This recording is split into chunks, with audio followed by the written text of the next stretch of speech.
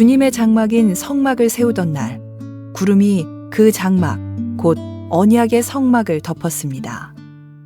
저녁부터 새벽까지 장막 위의 구름은 불처럼 보였습니다. 항상 구름은 성막 위에 머물렀으며 밤이 되면 그 구름은 불처럼 보였습니다. 구름이 성막 위에서 거쳐 올라가면 이스라엘 백성도 길을 떠났습니다. 그러다가 구름이 멈추면 이스라엘 백성도 그곳에 진을 쳤습니다. 이스라엘 백성은 여호와의 명령에 따라 길을 떠났다가 여호와의 명령에 따라 진을 쳤습니다. 구름이 성막 위에 머물러 있는 동안에는 이스라엘 백성도 진에 머물러 있었습니다. 성막 위에 구름이 오랫동안 머물러 있을 때는 이스라엘 백성도 여호와의 명령대로 이동하지 않았습니다. 어떤 때에는 성막 위에 구름이 며칠 동안만 머물기도 했습니다. 이스라엘 백성은 여호와의 명령에 따라 길을 떠났고 여호와의 명령에 따라 진을 쳤습니다. 어떤 때에는 성막 위의 구름이 저녁부터 아침까지만 머물기도 했습니다. 이튿날 아침에 구름이 걷히면 백성도 길을 떠났습니다. 밤이든 낮이든 구름이 걷히면 백성도 길을 떠났습니다. 성막 위의 구름은 이틀을 머물기도 하고 한 달을 머물기도 하고 1년을 머물기도 했습니다. 구름이 머물러 있는 동안에 이스라엘 백성은 진을 치고 있었습니다. 그러나 구름이 걷히면 백성도 길을 떠났습니다. 이스라엘 백성은 여호와의 명령에 따라 진을 쳤다가 여호와의 명령에 따라 길을 떠났습니다. 그들은 여호와께서 모세에게 명령하신 대로 했습니다. 네, 고맙습니다. 우리 가슴에 손을 얹고 우리 신앙을 고백하고 함께 말씀을 듣도록 하겠습니다. 제가 먼저 고백하겠습니다. 하나님은 나를 사랑하십니다.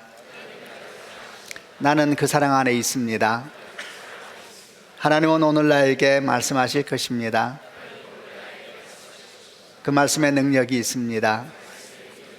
그 말씀에 생명이 있습니다. 나의 마음을 하나님께 열겠습니다. 나의 생각을 예수님께 집중하겠습니다. 들은 만큼 변합니다. 들은 만큼 행복해집니다. 민수기에 들어와서 이제 이스라엘 백성들은 광야를 출발하기 전에 아주 중요한 몇 가지 부분들을 이야기하고 있고, 오늘 저희가 나눈 얘기가 끝나고 나면 이제 그 다음 10장 후반부터 드디어 이스라엘 백성들이 약속의 땅을 향하여서 신의 산을 출발하는 본격적인 광야 여정이 시작이 됩니다. 오늘 우리가 나눌 이야기는 광야 여정에서 반드시 중요한 하나님의 인도하심에 대한 내용인데, 그것을 구름 기둥과 불 기둥에 대한 내용으로 함께 얘기를 해보려고 합니다. 구름 기둥과 불 기둥은 교회를 조금만 다닌 분들이라면 다 아는 이야기입니다. 하나님께서 광야에서 구름 기둥과 불 기둥을 통해서 이스라엘 백성을 인도하셨지 않습니까? 그래서 이거 없으면 광야를 지날 수도 없고, 또 이거 없으면 낮의 더위와 밤의 추위를 감당할 수도 없을 겁니다. 그보다 더 중요한 것은 이 구름 기둥과 불 기둥의 안내가 없다면 약속의 땅까지 가는 길 자체를 우리가 바르게 분별할 수 없기 때문에 구름 기둥과 불 기둥은 대단히 중요합니다. 그러면 성경에서 이런 구름 기둥, 불 기둥에 대한 기록은 처음 언제 시작되었는가? 처음 시작된 것은 출애굽 13장 21절, 22절 처음 성경에서 등장을 합니다. 그 본문을 같이 한번 읽어보려고 합니다. 제가 먼저 21절 읽겠습니다. 여호와께서는 이스라엘 백성에게 길을 가르쳐 주셨습니다. 낮에는 구름 기둥으로 인도하셨고 밤에는 불 기둥으로 불을 밝히시면서 인도하셨습니다. 그래서 이스라엘 백성은 밤낮으로 갈 수 있었습니다.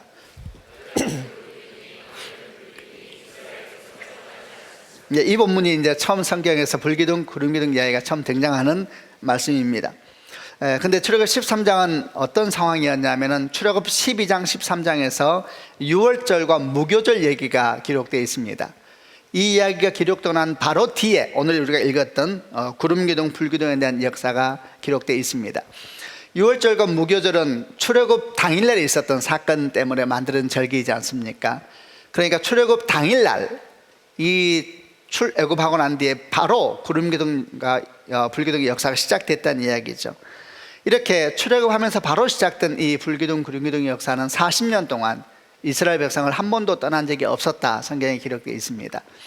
우리가 지금 얘기 나누고 있는, 묵상하고 있는 민수기 1장부터 9장까지 이야기는 출애굽 백성이 출애굽하여서 한 3개월 걸어서 시내산 도착했고, 시내산에서 1년 정도 머물면서 율법도 받고 성막에 대한 말씀을 받고 또 성막을 제작하고, 그리고 이제 여러 가지 필요한 부분을 준비하여서 본격적으로 출발하기 전까지 내용이 기록되어 있는데, 이 시간도 한 1년 정도 머무는 시내산의 시간도 불기둥과 기름기둥은 여전히 이스라엘 백성들과 함께 있었다, 이렇게 이해를 하시면 됩니다. 그래서 이런 구름기둥과 불기둥을 잘 따라가는 것은 광야에 있어서 너무나 중요한 문제였기 때문에 성경은 계속해서 이 구름기둥과 불기둥에 대한 역사를 설명하고, 이스라엘 백성들은 광야에서 시간과 공간의 지배를 받지 않았습니다. 예를 들면 낮에는 행군하고 밤에는 쉰 게 아니고, 또 어느 환경은 되게 좋으니까 좀 많이 걸어가고 어느 환경은 좀 불편하니까 적게 걸어간 게 아니고, 시간과 공간의 지배를 받는 것이 아니라 구름기둥과 불기둥의 지배를 받았습니다. 그들의 삶 전체를 지배하고 있었던 아주 중요한 중심이, 핵심이 구름기둥과 불기둥이기 때문에 이에 대한 묵상은 우리에게 중요한 겁니다. 그런데 이렇게 불기둥과 구름기둥에 대한 성경의 말씀을 묵상하다 보면 이런 하나님의 나타나심, 현현, 하나님의 임재, 이런 내용들이 신약에 이르러서 아주 유사한 모습으로 나타나고 있는 장면 하나를 생각할 수가 있는데, 그것은 사도행전 2장에 있는 성령 강림 사건이 있었을 때의 상황들입니다. 사도행전 2장을 보게 되면 오순절 날이 이르렀을 때에 갑자기 제자들이 모여서 함께 기도하고 있었는데, 호련히 갑자기 하늘로부터 급하고 강한 바람 소리가 들리면서 그 소리가 제자들이 앉아 있는 온 방을 가득 채웠다, 이렇게 기록을 합니다. 그리고 마치 불의 혀 같은 것이, 불의 혀 같은 것은 용광로 위에서 이렇게 막 오르는 그런 모습, 엄청난 온도에 불 위에 있는 불의 혀 같은 것이 날름날름 이렇게 하지 않습니까? 불의 혀 같은 것이 각 사람 위에 임하였다. 이게 이제 성령 하나님의 임재에 대한 사도행전 2장의 현상에 대한 기록들입니다. 이렇게 임하면서 각 사람이 다 성령의 충만함을 받고 성령이 말하게 하심을 따라 여러 나라 말로 말을 하기 시작하면서 성령 사건이 교회 가운데 쑥 들어오게 되고, 이로 말미암아 교회라는 공동체가 본격적으로 시작이 됐습니다. 이런 성령의 임재에 대한 현상들을 묵상해 보면, 이 임재에 대한 묵상이 구름기둥과 불기둥 가운데 일하셨던 주의 임재하심하고 굉장히 뭔가 이렇게 유사한 면이 있다는 느낌을 들 수가 있습니다. 실제로 성경을 뭐라고 말하냐면, 성령이 임하셔서, 그 성령이 어떤 역사를 하냐면 에베소서에 의하면 믿는 자들 가운데 임하여서 하나님의 자녀 되는 것을 인치셨다, 도장을 찍으셨다, 이런 표현이 나옵니다. 그러니까 우리가 보기에는 성령 받은 사람, 하나님의 사람들이 잘 구별이 안 돼요. 그러나 주님 보시기에, 또 사탄이 보기에 성령이 함께하는 사람은 도장이 찍힌 것이죠. 하나님의 사람으로 딱 구별되는 것입니다. 그리고 또 성경이 기록하기를 이 성령께서 함께하시는 사람, 성령이 함께하시면 죽게 가는 그날까지 항상 우리와 함께하셨다, 이렇게 기록되는 내용도 보는데, 이런 모든 것을 생각해 보면은 구약에서의 광야에서의 구름기둥과 불기둥의 역사는 신약의 성령의 인도하심의 역사와 아주 깊은 연관성이 있다, 이렇게 생각해도 이상한 해석은 아닙니다. 어쨌든 이런 일련의 묵상으로부터 구름기둥과 불기둥에 대한 성경 말씀과 이것이 신약의 성령의 인도하심에 대한까지 연결되는 이런 간략한 묵상에서부터 불기둥과 구름기둥에 대한 소중한 몇 가지 영적 교훈을 찾아볼 수가 있습니다. 먼저 우리가 받을 수 있는 교훈은, 광야에서는 구름기둥과 불기둥이 없으면 그 사람은 광야 여정을 결코 통과할 수 없다라는 사실이죠. 그런데 어쩌면 그거보다 더 중요한 사실이 하나 더 같이 있습니다. 그것은 광야에서는 불기둥과 구름기둥이 없는 그 사람은 사실 하나님의 백성이 아니다라는 겁니다.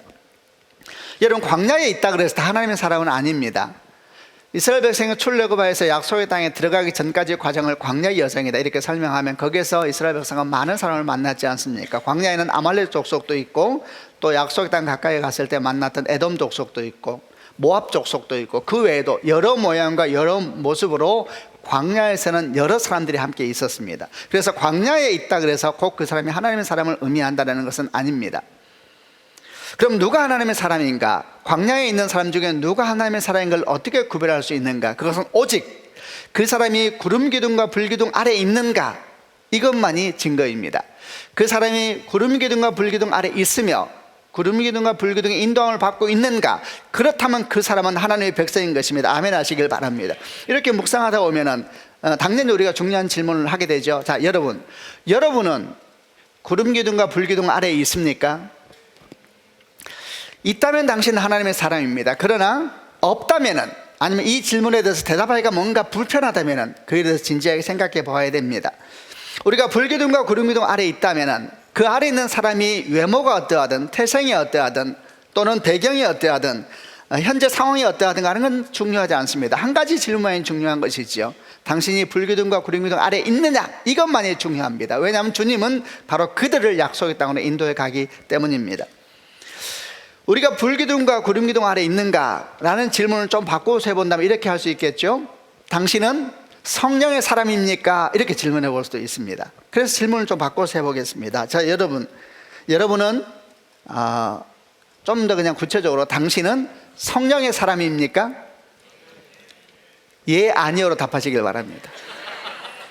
자, 당신은 성령의 사람입니까? 아멘. 그 고백이 항상 안에 굳게 있기를 바랍니다. 우리는 성령의 사람인가? 이래 대해서 말할 수 있어야 됩니다. 그래야지 그 사람이 하나님의 사람입니다. 불기둥과 구름기둥 안에 있는 이스라엘 백성들에게 당신은 불기둥과 구름기둥 안에 있습니까? 라고 물을 때에 이 사람들이 고민하면서 그러면 이상한 사람인 겁니다. 왜냐하면 그것은 아주 분명한 하나님의 임재의 사인이었기 때문에 그들은 볼 수 있었고 느낄 수 있었습니다. 구름기둥과 불기둥 아래에 있었던 것이죠. 성령에 대한 것도 마찬가지입니다. 우리가 성령의 사람이라면 이렇게 분명하게 본인이 알고 있어야 되고 또 알 수 있어야 됩니다. 그렇지 않으면 하나님의 사람이 아닌 것입니다. 광야를 열심히 걷고 있고 광야에서 뭔가를 열심히 하고 있다 하더라도 그 사람은 하나님의 사람이 아니라 어쩌면은 자기가 착각하고 있을지도 모르는 거죠. 로마서 8장 14절 16절에 이렇게 성경 기록합니다. 무릇 하나님의 영으로 인도함을 받는 그들은 곧 하나님의 사람이라. 하나님의 영으로 인도함을 받는 그들은 곧 하나님의 아들이다. 구름기둥과 불기둥 아래에 있는 사람들은 곧 하나님의 백성이라. 같은 이야기죠. 16절에 또 말씀하기를 성령이 친히 우리 영으로 더불어 우리가 하나님의 자녀인 것을 증언한다 그랬습니다. 성령이 우리 영으로 더불어, 이 영은 예수를 믿을 때 우리가 살아는 우리 안에는 영이죠. 이게 하나님과의 교제의 장소인데요, 성령께서는 우리 안에 들어오셔서 우리 영으로 더불어 우리 안에서 함께 하심으로 우리가 하나님의 자녀인 것을 확신을 주고 또 하나님 자녀답게 살도록 도전하고 증언하신다, 이렇게 성경은 설명하고 있습니다. 근데 이렇게 하다 보면은 우리가 처음 이 주제 자체가, 구름기둥과 불기둥에 대한 주제 자체가 나아가는 방향이 하나님께서 불기둥과 구름기둥으로 광야를 인도하고 계시는데 아멘이죠. 그럼 우리가 어떻게 하면 이 불기둥과 구름기둥을 잘 분별하고 잘 따라갈 수 있을까, 이제 이게 우리 관심이었는데, 이제 주제를 좀 더 명확히 볼 수 있습니다. 신약을 사는 우리들은 이렇게 말할 수 있죠. 우리는 어떻게 하면 성령의 인도하심을 잘 분별하고 성령께서 이끄심을 따라서 오늘을 잘 살 수 있을 것인가, 이렇게 이제 이야기해 볼 수가 있을 것입니다. 우리는 성령의 인도하심을 잘 따라가고 있습니까? 이것도 사실 대답해야 됩니다. 우리는 성령의 인도하심을 잘 분별하고 잘 따라가고 있습니까? 생각해 봐야 되겠죠. 만약에 어떤 사람이 구약에 나오는 이 구름기둥과 불기둥에 대한 말씀을 보면서 그저 신앙생활 하면서 그냥 구름기둥과 불기둥만 묵상하면서 나도 그 불 좀 보면 좋겠다, 나도 그 구름 좀 보면 좋겠다, 한 주 동안 묵상하다 보니까 하늘에 구름밖에 안 보이더라고요. 그래서 어제 차 타고 가면서 막 구름 봤어요. 우리 안에도 막 저 구름 크다, 저 구름 크다, 그 구름이 어떻게 생겼을까, 막 이런 얘기를 계속 했거든요. 나에게도 그런 기둥 좀 보여주면 좋겠다, 나에게도 그런 불기둥 좀 보면 좋겠다, 그러면 내 신앙이 정말 좋을 건데, 이런 소리 하면 안 된다는 것입니다. 그러나 사실 그런 사람이 얼마나 많은지 모릅니다. 이런 사람 보통 어떤 신앙을 가지고 있냐면은 구름기둥을 보여달라, 불기둥을 보여달라, 그리하면 내가 믿겠노라, 뭐 이런 신앙을 가지고 있는 사람이죠. 그래서 이런 사람의 신앙의 특징은 어디서 뭔가 신기한 것이 보였다 그러면 그게 불기둥일까 싶어서, 구름기둥일까 싶어서 달려가 보는 겁니다. 이게 문제인 겁니다. 왜 문제인가요? 구약의 구름기둥과 불기둥은 성령 인도 임재하심으로 말미암아 오늘날 우리 안에 성령께서 오심으로 완성되었는데, 이것을 모르고 여전히 저 바깥에서 현상적인 모습으로 말미암아 구름기둥과 불기둥만 찾고 있다면 어떤 일이 생기겠습니까? 내 안에 내 주권자라고 하신 성령 하나님께서 일하실 때에 그걸 감각하지 못하고 끊임없이 바깥으로만 눈을 돌리는, 잘못된 곳에서 주를 찾는 그런 신앙의 모습을 그가 보일 수밖에 없기 때문에 이게 문제라는 겁니다. 성령은 어디 계십니까? 우리 안에 계십니다. 아멘이죠. 그러므로 성령 인도를 잘 받으려면 우리 안에 계시는 성령을 인식하면서 세상을 향하여 길을 막기도 하고 세상을 향하여 눈을 감기도 하면서 내 안에 계신 성령께서 뭐라고 말씀하시는가, 내게 무슨 감동을 주시는가 진지하게 바라봐야 되는 것입니다. 그래서 성령께서 내게 감동을 주시고 성령은 감동을 주신다 그러잖아요. 성령의 감동을 주실 때 이것을 잘 분별하고 성령께서 말씀하실 때 이것을 잘 들으면서 오늘을 살아가면은 그 사람의 구약에 있어서의 구름 기둥과 불 기둥 아래에 있으면서 잘 분별하고 잘 따라가는 사람인 줄로 믿습니다. 그런데 이걸 안 하고 저 바깥에서 자꾸 구약의 불 기둥과 구름 기둥만 찾으면은 이렇게 잘못하면 속는 일이 생기게 되는 겁니다.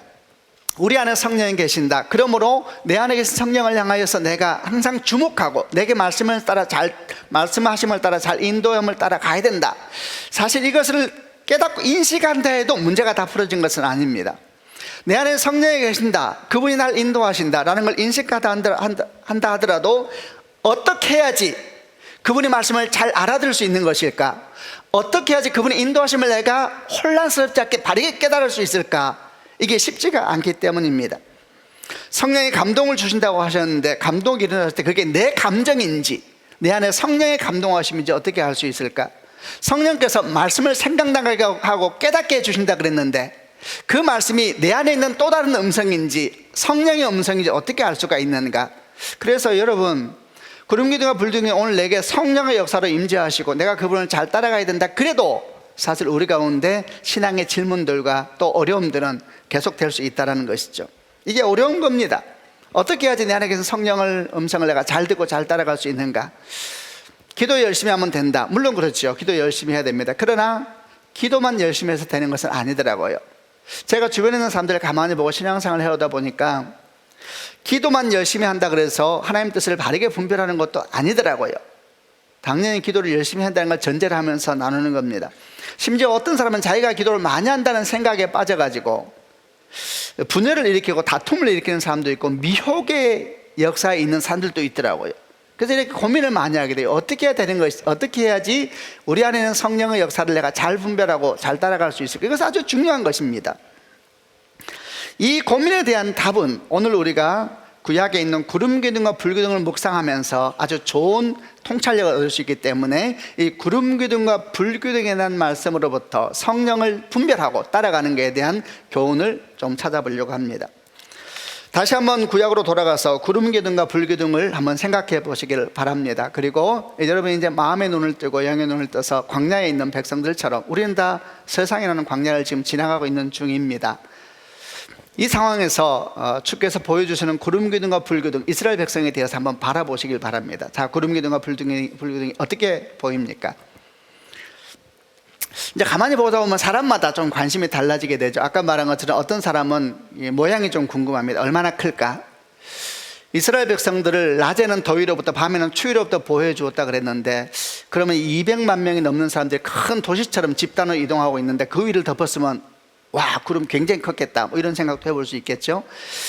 구름 색깔은 뭐였을까? 흰색이었을까? 검은색이었을까? 흰색이었으면 광야에서 멀리 잘 안 보였을 것 같은데, 그럼 검정색이었을까? 야, 검정색이 200만을 다 덮었으면 가운데는 사시사철 밤이었겠구나, 막 이런 생각도 들기도 하고, 어떤 모양이었을까? 근데 어제 제가 또 차를 타면서 구름을 보니까 구름이 다 덮여 있는 것보다 중간중간에 비어서 햇빛이 쏟아지는 게 또 멋있더라고요.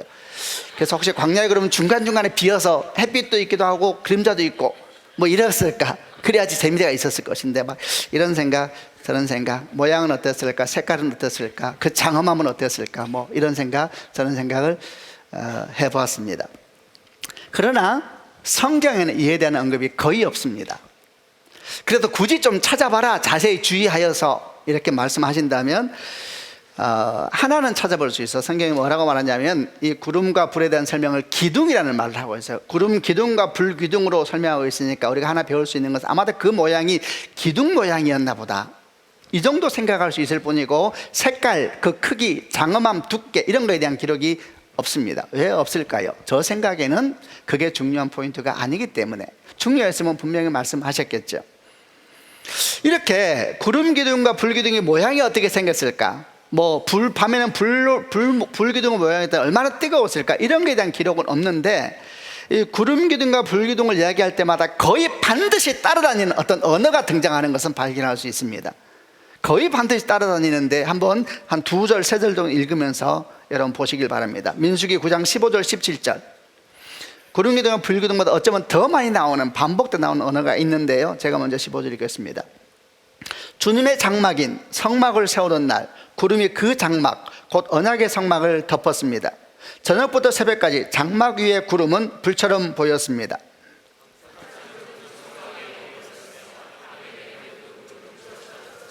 구름이 성막 위에서 거쳐 올라가면 이스라엘 백성도 길을 떠났습니다. 그러다가 구름이 묻히면 이스라엘 백성도 그곳에 진을 쳤습니다. 제가 17절까지만 했습니다만 18절도 비슷한 일이 계속 반복되는데, 어쩌면 구름이라는 말보다 거의 대등하게 아니면 더 많이 나오는 언어가 발견될 겁니다. 성막이라는 단어입니다. 18절, 19절, 20절, 20 다 계속 그렇습니다. 구름이 성막 위에 머무는 동안 성막 위에 구름, 성막 위에 구름, 성막 위에 구름, 성막 위에 구름, 계속해서 설명하는 내용이 반복되면서 나오는 언어가 성막이라는 언어가 나옵니다. 우리 여기서 아주 중요한 사실을 발견할 수가 있습니다. 그것은 광야에서는 사실은 구름 기둥과 불 기둥이 중요한 게 아니었습니다. 우리의 포커스는 구름 기둥과 불 기둥에 많이 맞춰져 있지만 포커스는 사실은 구름 기둥과 불 기둥이 아니라 성막 위에 구름 기둥인 것입니다. 우선 아멘 하시길 바랍니다. 아니 그 말이 아니냐, 그 말이 아닙니다. 왜냐하면 광야에는 여러 구름이 지나가기 때문에 그런 것입니다. 여러분, 광야는 어떤 곳이냐? 수많은 구름이 왔다가 사라지는 것이 광야입니다. 실제로 광야는 수많은 구름 기둥과 불 기둥 같은 것이 보이는 곳입니다. 회오리 바람이 일어나면 멀리서 이 모래 기둥이 일어납니다. 우리가 영상을 보면서 알게 되겠습니다. 멀리서 보면 뭐 구름 기둥처럼 보이지 않습니까? 또는 이 광야는 무더운 곳이기 때문에 뜨거운 바람에 모여서 감당할 수 없는 불 기둥 같은 역사를 만들어내기도 합니다. 출애굽 14장을 보게 되면 홍해를 가르는 역사가 기록되어 있는데요, 성경이 뭐라고 말하냐면 주님께서 어떻게 일을 하시냐면 홍해를 갈라지게 하고 마르게 하셨는데 어떤 방법을 쓰셨냐면 동쪽에 강한 바람이 불고게 하세요. 동쪽이 어디냐? 광야입니다. 이스라엘 백성이 지금 머물고 있는 그 광야가 동쪽입니다. 홍해의 동쪽. 동쪽에 강한 바람이 와서 바다를 가르고 바다 안을 다 말라버리게 했다 그랬죠. 그 강한 바람은 강하고 뜨거운 바람이 불어온 겁니다. 그러니까 갈라버리고 말라버리게 한 것이지요. 이게 광야의 바람입니다. 그래서 광야에서는 구름 기둥과 불 기둥이 여러 모양으로 일어나고 여러 모양으로 사라지는 것이 광야의 특성인 것입니다. 여러분, 이것은 우리 인생도 똑같습니다. 우리가 세상이라는 광야를 걸어가고 있는데 주님께서 종말에 대해서 말씀하시기를 뭐라고 말씀하시냐면, 종말이 오면 여기저기서 소리가 들릴 것이다. 무슨 소리가? 여기에 그리스도가 있다, 저기에 그리스도가 있다, 소리가 들릴 것이다. 주의하라 그랬습니다. 여기에 불기둥이 있다, 저기에 불기둥이 있다 이러면서 소리가 들릴 것이다, 주의하라 그랬습니다. 그래서 여러분, 광야에서는 불기둥과 구름기둥만 찾는다면 문제가 생깁니다. 뭔가 장엄한 걸 찾겠다. 해가 질 때의 구름은 굉장히 멋있습니다. 근데 만약에 하나님의 구름, 성막의 구름이 장엄하지 않으면 어떻게 하겠습니까? 멋진 것만 찾게 되면 위험하게 되는 것입니다. 키는 구름 기둥과 불 기둥이 아니라 어쩌면 정말 키는 성막 위에 있는 구름 기둥을 주목하는 축복이 있기를 바랍니다. 여기에서 우리는 구름 기둥과 불 기둥을 어떻게 하면 잘 구별할 수 있을까, 어떻게 하면 잘 따라갈 수 있을까, 소중한 방법을 찾게 되죠. 그 핵심은 다름 아니라 성막에 있었던 겁니다. 성막을 항상 주목하고, 그리고 성막을 항상 바라보고 성막과 함께 항상 걸어가는 사람은, 그 사람은 필연적으로 논리적으로 구름 기둥과 불 기둥을 바르게 분별할 수밖에 없고 구름 기둥과 불 기둥을 바르게 따라갈 수밖에 없는 것입니다. 아멘이죠. 이렇게 성막을 주목할 때에 필연적으로 불 기둥과 구름 기둥은 혼란이 안 오는 겁니다. 그러나 성막을 주목하지 않으면 주변에 수많은 구름들이 지나갈 때에 이것이 그러한가 저것이 그러한가 각자의 방법을 따라 찾게 되는 것이고, 이러면 혼란이 일어나게 되고 방향을 잃어버리게 되는 것이니 이런 일이 없기를 주님의 이름으로 축원합니다. 그래서 이렇게 성막을 잘 보아야 된다 라고 묵상할 때에 우리가 민수기 2장에서 나누었던 묵상을 조금만 더 보완해서 해보려고 합니다. 이게 뭐였습니까? 하나님 안에서 항상 하나님을 향하여 하나님과 함께라고 이야기를 나눴습니다. In God, to God, with God. 하나님 안에서 머물러야 되고 하나님을 항상 바라보고 살아야 되고 그리고 하나님과 함께 걸어가야 된다, 이런 얘기를 나누지 않았습니까? 그걸 조금 더 묵상을 해보려고 합니다. 사실 이 원리는 성령 인도를 받는 것도 똑같습니다. 성령은 누구십니까? 성령은 하나님의 영이십니다. 성령은 예수 그리스도의 영이십니다. 아멘이죠. 그러므로 우리가 하나님 안에 머물고 하나님을 항상 바라보며 살고 하나님과 함께 걸어가게 되면 또 역시 마찬가지로 이 사람은 논리적으로 필연적으로 성령 인도를 바르게 분별하게 되고 성령을 바르게 따라가게 되는 것입니다. 이것도 아멘 하시길 바랍니다. 그러면 이제 하나님 안에 있는 인간의 신앙을 조금만 더 묵상을 나눠보겠습니다. 어떤 것이 주 안에 있는 신앙의 모습일까? 항상 주 안에 머무는 신앙의 모습은 이런 것과 좀 유사하구나 싶었습니다. 이건 뭐냐 하면 어미 품에 안겨있는 어린아이와 같은 모습에서 인가스 신앙을 볼 수 있겠다 싶었습니다. 어린아이가 있습니다. 그 어린아이가 어미 품에 안겨있는 모습을 잠깐 한번 상상해 보시기를 바랍니다. 그냥 품에 안겨있는 것이죠. 그 아이 얼굴에서 불안함이 있습니까? 그 아이의 얼굴에서 애통함이 있습니까? 그 아이의 얼굴에서 두려움과 어둠이 있습니까? 그렇지 않습니다. 어미 품에 안겨있는 아이들은 그 존재 자체로서 그냥 어미 품에 있다는 그것이 모든 것을 다 풀어주죠. 그는 염려하지 않습니다. 그는 걱정하지 않습니다. 그리고 이런저런 얘기도 하지 않습니다. 그저 그 품에 안겨서 그 따스함 속에서 평화를 누리고 그 따스함 속에서 깊이 안식하고 있는 겁니다. 여러분, 어머니 입장에서도 생각해 보시길 바랍니다. 어머니 입장에서 어린아이가 품에 안겨서 잠깐 눈을 뜨고 어머니와 눈을 맞출 때에 그 어머니는 어떤 마음이 들까요? 은총이다 생각이 들겠죠. 내게 주는 선물. 여러분들, 이제 이 아이가 크기 시작합니다. 그러면 이제 말이 많아지기 시작하죠. 말이 많아지고 항상 와서 부모와 함께 있는 것이 아니라 필요할 때만 찾아오기 시작합니다. 그리고 내가 한마디 하면 10마디에서 나를 이기려고 하죠. 성경은 뭐라고 말씀하시냐 하면은 마태복음 18장 3절에 어린아이와 같지 않으면 천국에 들어갈 수 없다 그랬습니다. 이걸 깊이 생각하시길 바랍니다. 어린아이는 여러분 필요할 때만 찾는 것이 아닙니다. 부모를 보면 본성적으로 끌리는 영, 그분 안에서 기뻐하고 그분 안에서 쉴 수 있는 영을 우리가 훈련할 수 있다면 우리가 하나님을 찾아갈 때에 항상 필요할 때만 찾는 신앙인이 되면 안 되는 것입니다. 아멘이죠. 그분 존재 자체에서 머물 수 있는 신앙, 그게 인가시죠.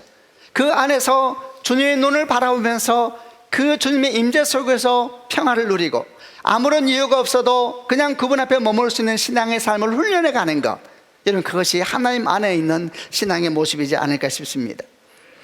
그것이 바로 어린아이와 같은 신앙의 모습이다. 주님께서 말씀하신 것처럼 어린아이와 같지 아니하면 어린아이가 염려하더냐, 어린아이가 그렇게 두려워하더냐, 그냥 그 모습 그대로 거기서 누릴 수 있는 신뢰죠. 신뢰, 본성적인 신뢰, 그런 신뢰가 우리 안에 있을 수만 있다면 얼마나 감사하겠습니까?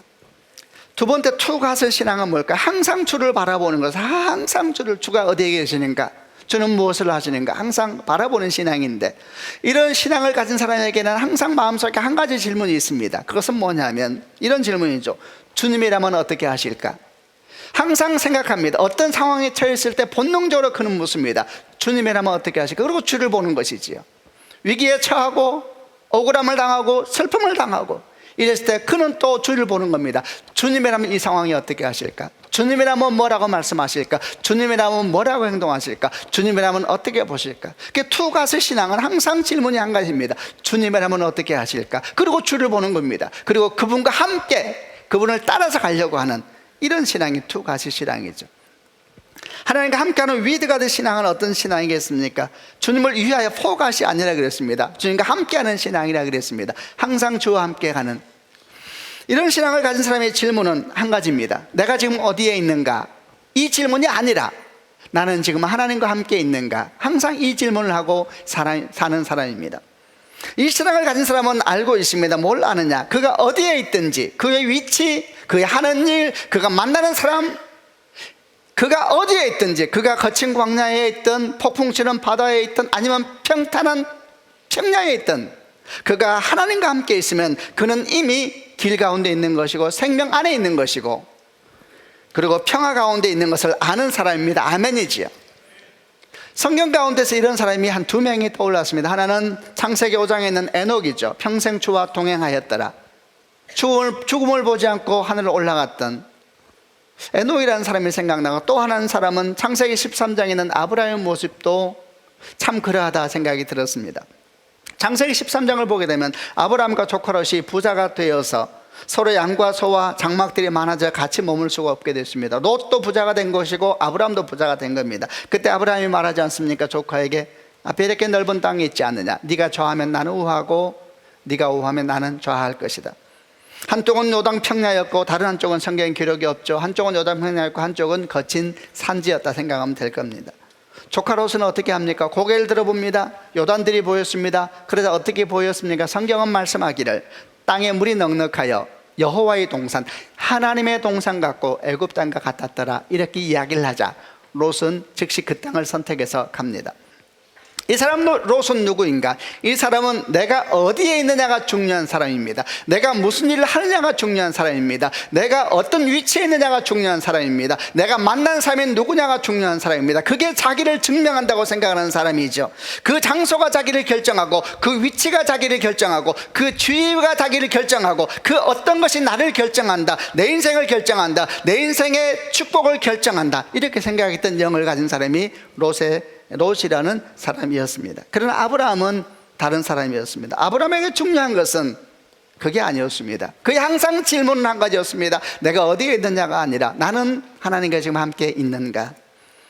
그는 알았습니다. 하나님과 함께 있다면 물이 많은 평야든 거친 산지든 상관없습니다. 그는 하나님과 함께 있으면 그 자리는 어디든지 은총의 자리가 된다는 걸 알았기 때문입니다. 반대로 하나님과 함께 하지 않으면 그 자리가 여호와의 동산처럼 보일지라도 머지않아 소돔과 고모라 땅으로 변할 것을 알고 있었던 사람인 겁니다. 평야가 문제가 아닙니다.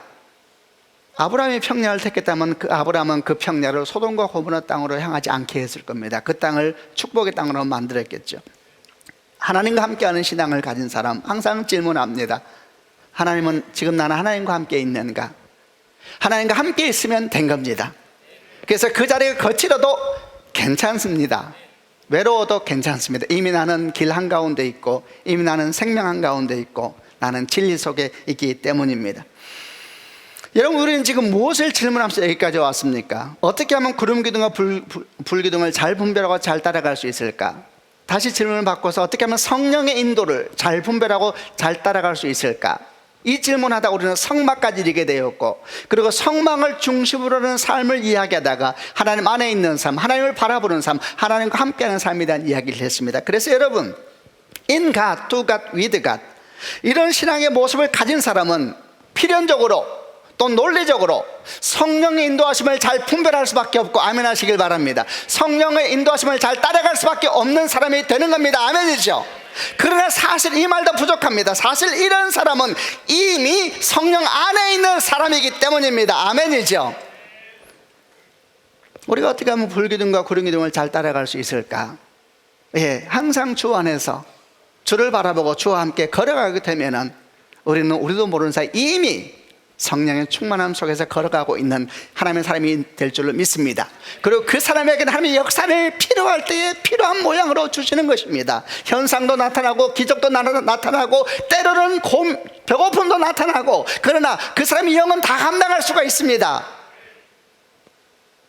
오른쪽도 괜찮고 왼쪽도 괜찮고 영이 감당할 수가 있는 것이죠. 그래서 메마른 땅도 축복으로 만들어버리고 평야도 축복으로 만들어 버리니까 이 사람은 다 되는 것입니다.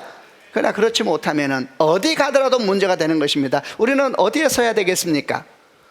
주와 함께 주를 향하여 주님 안에서 주와 함께 주를 향하여 걸어가는 그런 신앙이 되기를 주님의 이름으로 축원합니다. 이런 불기둥과 구름기둥에 대한 역사가 아주 중요하다 그랬습니다. 그런데 이 구름기둥과 불기둥과 함께 또 한 가지 묵상을 해야 되겠다라는 본문이 하나 더 있어서 그걸 같이 하려고 하는데, 그것은 바로 뒤에 있는 민수기 10장에 있는 은나팔에 대한 이야기입니다. 우선 이 말씀을 읽기 전에 약간 설명을 하려고 합니다. 구름기둥과 불기둥과 함께 은나팔이 왜 소중한가? 이 구름기둥과 불기둥은 전체 방향을 제시하는 것이었습니다. 그래서 구름기둥이 성막에서 떠오르면 이스라엘 백성은 다 떠날 준비를 했습니다. 근데 이제 어떻게 구체적으로 움직여야 되는지는 나팔로 알렸습니다. 200만 명이 동시에 준비했다가 어떻게 떠날지는 하나하나 순서가 있어야 되고 과정이 있어야 되고 여러 가지 세부적인 지침이 있어야 되는데, 이 세부적인 지침은 은나팔 소리를 통하여서 하나님께서 가르쳐 주셨거든요. 그래서 구름기둥과 불기둥에 대한 묵상에 더해서 은나팔 얘기를 덧붙여서 이야기를 나누려고 합니다. 은나팔에 대한 기록이 민수기 10장 1절부터 10절에 있는데 한번 같이 읽어보겠습니다. 제가 1절 읽겠습니다. 여호와께서 모세에게 말씀하셨습니다.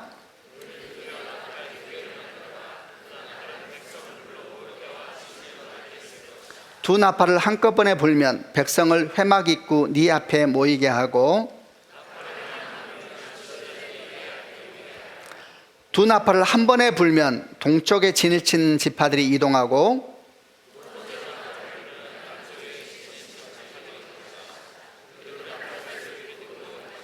백성을 불러 모을 때에도 나팔을 불어라. 그러나 똑같은 방법으로 불지는 마라.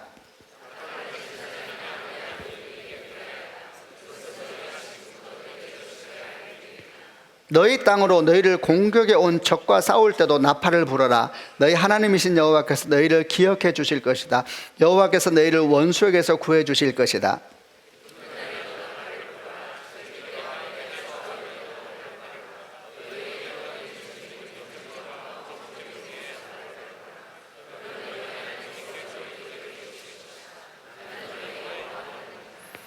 구름기둥과 불기둥 뒤에 이 은나팔 얘기를 더 하세요.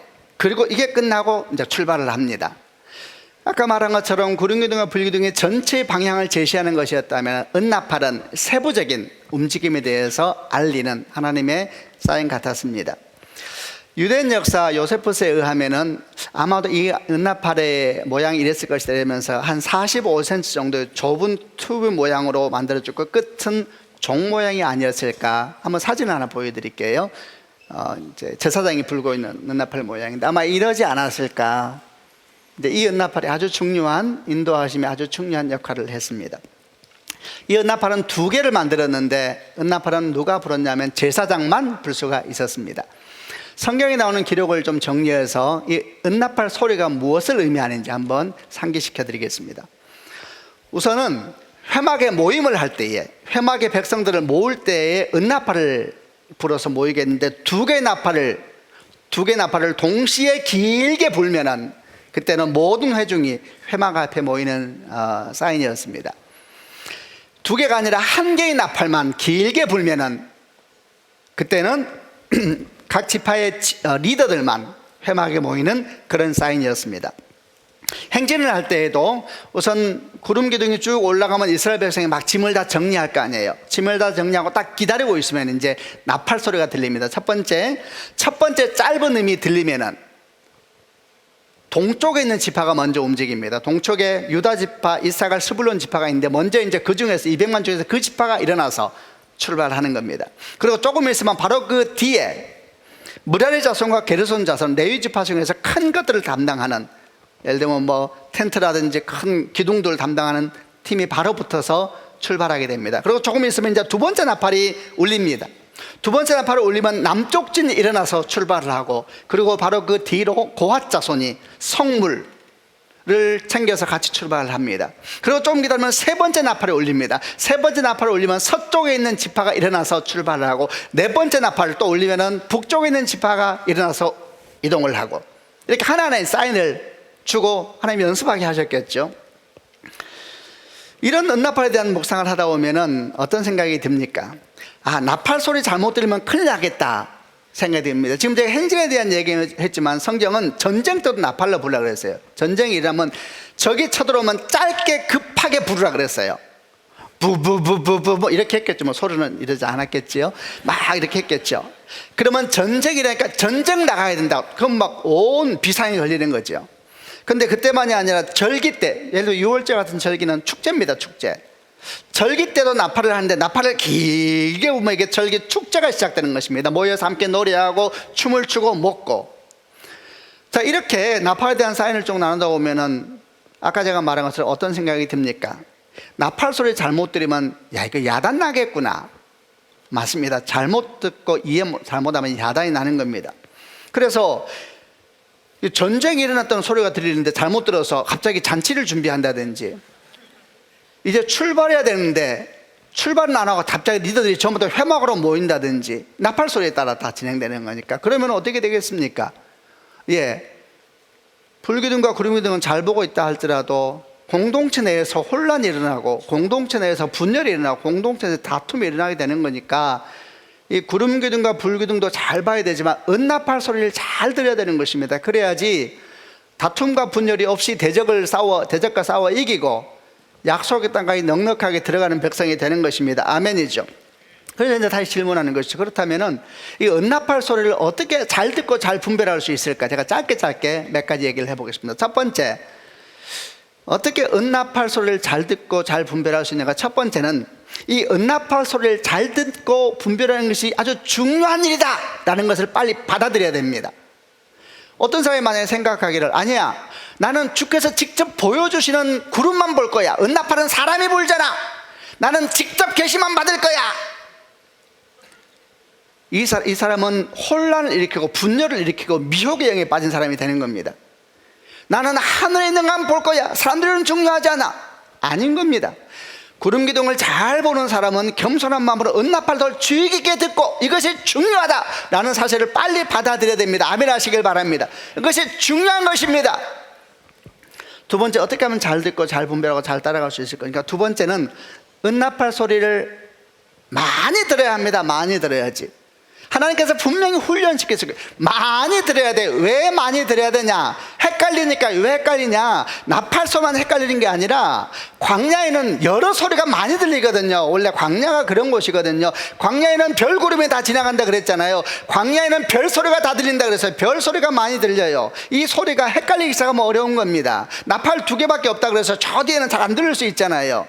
그래서 얼마나 많이 들어서 연습을 해야 되냐 하면은, 자꾸 들어서 어떻게 모세혈관까지도 나팔 소리의 파장을 구별할 수 있도록 이 모세혈관까지도 나팔 소리의 파장과 그 느낌을 기억할 수 있도록 자꾸 들어야 돼요. 자꾸 들어야 돼요. 요한복음 10장을 보게 되면 우리 주님께서 말씀하시기를, 나는 목자다, 내 양은 내 음성을 듣나니 그랬어요. 내 음성을 듣나니. 규모가 양 큰일 나는 거예요. 영적으로 내 음성을 듣나니. 재밌는 것은 여러분, 목자가 감기가 들려도 양은 알아듣습니다. 이 파장이 있는가요? 파장이 자꾸 들어야, 자꾸 모세혈관까지도 자꾸 주의 음성을 자꾸 들어야 돼. 나팔 소리를 자주 들어야 되는 거예요. 우리는 다 관심 있는 것에 귀를 기울이지 않습니까?